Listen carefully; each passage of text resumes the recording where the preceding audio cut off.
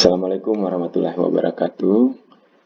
Bapak Ibu sekalian, karena begitu banyak pertanyaan terkait dengan kegiatan audit data mutu ini, maka saya akan menjelaskan seperti apa kegiatan audit data mutu yang dirilis oleh LPMP Sulawesi Tengah tahun 2020 ini. Tapi sebelumnya kami mohon untuk like, comment, and subscribe channel ini ya, supaya channel ini bisa terus berkembang dan memberikan informasi yang bermanfaat buat Bapak Ibu sekalian. Nah, tanggal 23 kemarin, suratnya sudah dirilis terkait dengan kegiatan audit data mutu, yaitu ditujukan kepada Kepala Dinas Pendidikan Provinsi, Kepala Dinas Pendidikan Kabupaten Kota, dan Kepala Cabang Dinas Pendidikan 1, 2, 3 sampai ke wilayah 6 ya. Nah, disebutkan dalam surat itu bahwa dalam rangka untuk memperoleh data yang akurat terkait dengan ketercapaian 8 standar nasional pendidikan, maka diharapkan sekolah-sekolah untuk mengisi instrumen audit data mutu.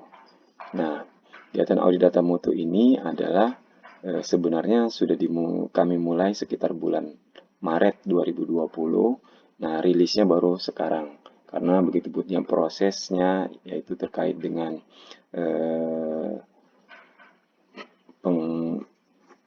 penyempurnaan instrumen dan lain-lainnya, sehingga baru bisa rilis kemarin tanggal 23 September 2020 ini. Nah, kegiatan audit mutu ini Bapak Ibu, kita untuk memperoleh seperti peta mutu ya yang ada di Sulawesi Tengah. Nah, kegiatan ini hanya bersifat lokal kita di Sulawesi Tengah, tidak berskala nasional ya, seperti PMP. Nah, karena di PMP tahun 2019 itu banyak mengalami kendala, sehingga kami di LPMP Sulawesi Tengah mencoba untuk membuat sebuah instrumen atau sebuah program yang mana diharapkan kita bisa menghasilkan peta mutu, tetapi dengan instrumen yang sederhana dan insya Allah aplikasi yang juga cukup sederhana. Nah, video kali ini saya hanya menjelaskan terkait dengan kegiatan audit mutu ini. Apa kegiatan audit mutu ini? Nanti di video-video saya berikutnya saya akan menjelaskan terkait dengan aplikasi audit data mutu. Nah, Bapak Ibu sekalian, di surat ini nanti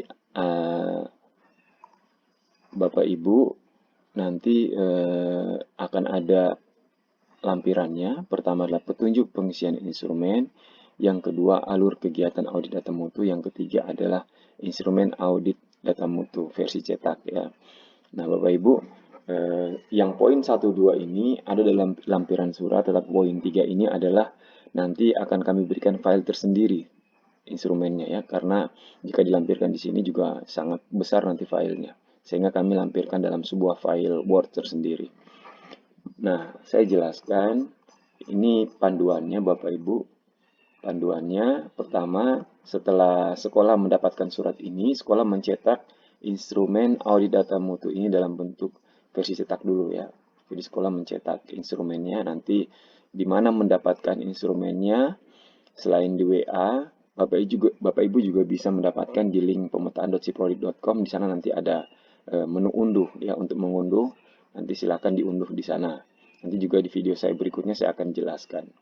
Nah, kemudian setiap sekolah mengisi hanya satu instrumen, berbeda dengan PMP. Kalau di PMP, Bapak Ibu mengisi banyak responden ya, banyak responden satu sekolah, yaitu siswa, guru, kemudian komite. Tetapi di kegiatan audit mutu ini, Bapak Ibu hanya mengisi satu instrumen saja untuk satu sekolah, yang mana instrumen itu diisi secara rembukan oleh seluruh warga sekolah.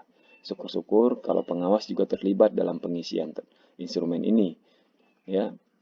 Nah, bagaimana cara menjawab instrumen itu? Yang pertama adalah instrumen itu terdiri dari 114 butir pernyataan dalam skala Likert, yaitu bisa memilih 1, 2, 3, 4 dari setiap butir pernyataannya.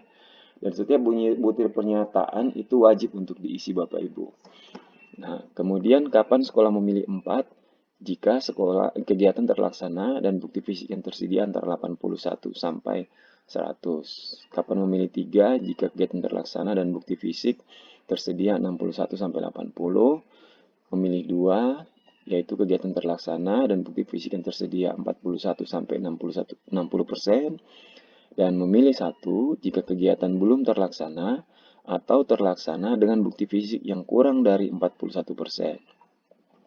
Nah, selanjutnya, jika sekolah sudah mengisi instrumen tersebut, maka isian instrumen tersebut diverifikasi oleh pengawas. Jadi pengawas memeriksa instrumen hasil isian dari sekolah. Nah, kalau pengawas juga terlibat dalam mengisi instrumen, jadi tidak perlu lagi pengawas memeriksa. Artinya itu adalah hasil kesepakatan bersama dengan pengawas. Tinggal nanti pengawas membubuhkan tanda tangan di instrumen hard copy-nya di halaman terakhirnya. Nah, kemudian instrumen itu digandakan, Bapak Ibu. Digandakan, yang asli itu menjadi arsip sekolah dan salinannya nanti diberikan kepada pengawas. Nah, setelah sekolah mengisi instrumen hard copy, nanti sekolah menginput instrumennya melalui laman pemetaan.siprodik.com, Bapak Ibu. Jadi ini bukan aktif mengisinya secara online ya di aplikasi pemetaan.siprodik.com ini.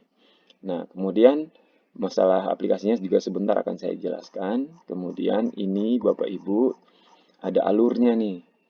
Nah, alur kegiatannya. Sebenarnya tanggal 21 kami rilis, cuma ada beberapa kendala sehingga kita molor tanggal 23. Dan kemudian kita harapkan dinas menyampaikan surat edaran ini ke satuan pendidikan.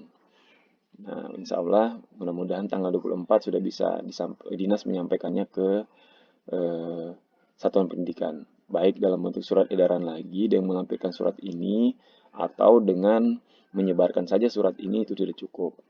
Nah, kemudian sekolah mencetak dalam bentuk hard copy, seperti yang saya jelaskan tadi, kemudian mengisinya instrumen hard copy tersebut, kemudian sekolah mengisi secara online, nanti akan dibuka aplikasi online itu tanggal 25 September. Ya. Nah, cut off-nya kapan? Cut off-nya, batas waktu untuk mengisi instrumen secara online-nya itu adalah tanggal 21 Oktober nih, Bapak Ibu. Nah, Bapak Ibu yang ada di dinas, di LPMP, pengawas, dan koordinator itu bisa memantau nanti pengisian sekolah. Bagaimana memantaunya juga akan saya jelaskan di video berikutnya. Nah, nanti akan ada kegiatan penyusunan hasil audit dan November nanti insya Allah kita akan melakukan diseminasi hasil audit mutu. Saya kira itu penjelasan terkait dengan surat edaran pelaksanaan program audit data mutu pendidikan untuk Provinsi Sulawesi Tengah tahun 2020. Terima kasih Bapak Ibu. Assalamualaikum warahmatullahi wabarakatuh.